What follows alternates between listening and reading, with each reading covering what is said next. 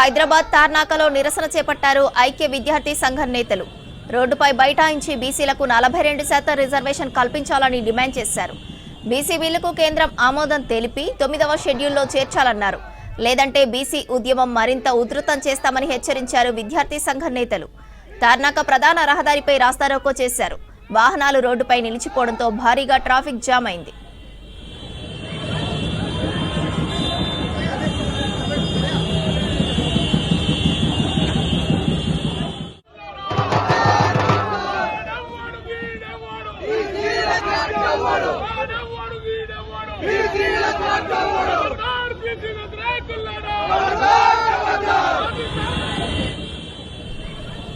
హైదరాబాద్ తార్నాకలో నిరసన చేపట్టారు ఐక్య విద్యార్థి సంఘం నేతలు. రోడ్డుపై బైఠాయించి బీసీలకు 42% రిజర్వేషన్ కల్పించాలని డిమాండ్ చేశారు.